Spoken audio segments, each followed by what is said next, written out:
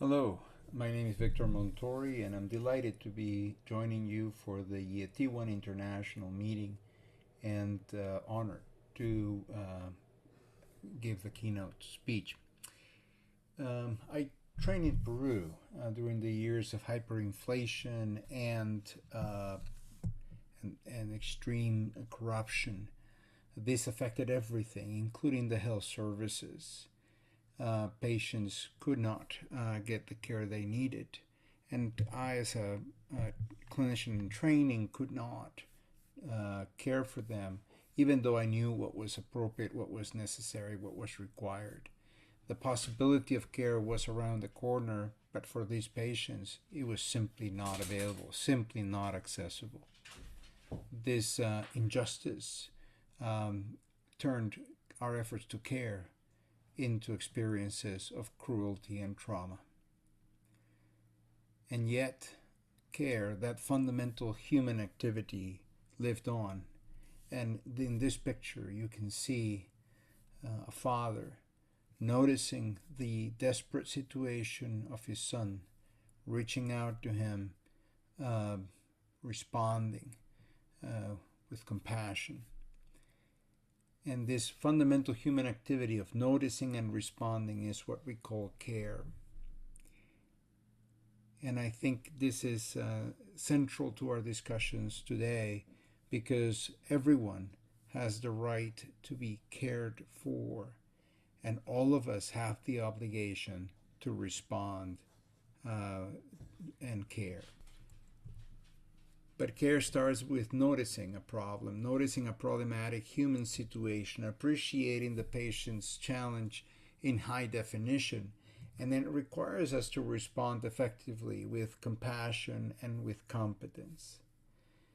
This effort of care brings us together.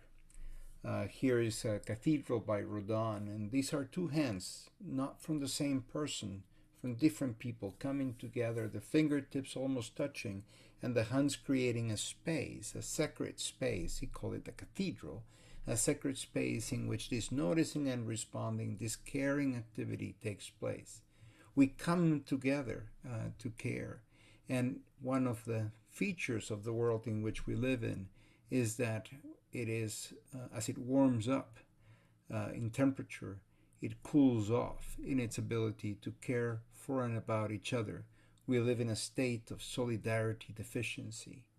And while caring is it's its own energy, its own sustainable form of energy, renewable form of energy, that creates joy when we have the opportunity to respond well and with all that we need to the problematic situation of the other. When the elements to care are missing, we suffer. The patient suffers, the clinician suffers. The humans, as they come together, become frustrated and cannot care.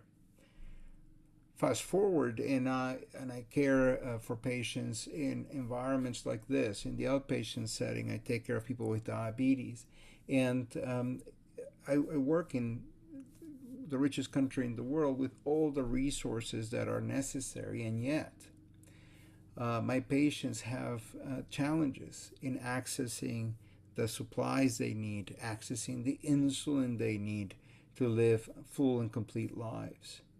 What an injustice, what a difficulty, what a challenge, what a failure of our communities and our societies to respond to the problematic situation of patients with diabetes, and to notice it and respond so inadequately, such that we don't guarantee access to insulin to everyone that needs it. And what is the problem? I mean, in Peru, the problem was poverty and corruption, incompetence. What is the problem here? Well, we put forward that the healthcare system has become industrialized. We process patients and has forgotten its fundamental mission, has corrupted the purpose that it has. It has corrupted its mission, and it has stopped caring. And one of the ways in which the system demonstrates that is by how central to the functioning of the system is greed. And greed works in a number of ways, but here it's important to notice that greed works through a combination of frustration and seduction. The seduction, of course, comes in the form of new products and new devices, moving insulin from something that we extracted from the pancreases of animals to something that we synthesize in bacterial cultures and then synthesize in the lab with changes, chemical changes that make it work better, safer, faster. With devices that allow us to create closed loops and make things safer and more seamless, allowing for the person's capacity to be directed not at the disease and its care, but actually to the pursuit of their lives and loves. And that is so seductive, and we appreciate that development. But greed also comes with frustrations. That you need to live is not available, is not accessible to you. And so again, we approach healthcare seeking care and we experience cruelty. We walk away with trauma. And yet, we have to come back and recognize that as a society, we must notice that problem. We must notice that problematic societal situation. And we have an obligation to respond. It is our responsibility to come back to that situation with solidarity, with care, with advocacy. And when we do so, we make our communities better. We make our planet more sustainable, because the purpose of caring for the person, for our families, for our communities, for our cities, for our neighborhoods, for our planet is to make the world a place that is in which we can live easier lives, we can live healthier lives, we can live safe lives, and we can live fulfilling and lives in which we can flourish. Advocacy is a key way in which we can care. And I'm showing you this picture because it is a unique circumstance. I was taking my son to a soccer game, Minnesota United in St. Paul, and we stopped by the St. Paul Capitol. The family of Alex Smith was holding a rally. This is 2008, and we had learned about this, and we decided to stop and carry some signs, and I was invited to speak at this rally. But the key reason I'm showing you this is because we don't really know what is a win when it comes to advocacy. And I put here a QR code so you can link to the wonderful work, this preface to advocacy, which was written by Erin Gilmer, who I had the enormous fortune to meet and interact and learn from. And she left us this preface to advocacy in addition to her wonderful blog. And in it, she alerts us that we need to be careful that when we get a big win, not be dissatisfied simply because we know that our goal is much bigger, but also that when we have a small win, not to rule it out as worthless, because we really do not know what impact those small wins will have over time. In particular, in this picture, I do not know what it is doing to the heart and the mind of my son, of his friend on the far right of this picture, or of that girl in the back with that t-shirt that says "Stupid Pancreas." What is it doing to their view of the world that this group of concerned citizens, of humans, have noticed and have decided to respond through advocacy? How would that shape the way they see the world, and how would that shape the way they work and function in the world? It fills me with hope.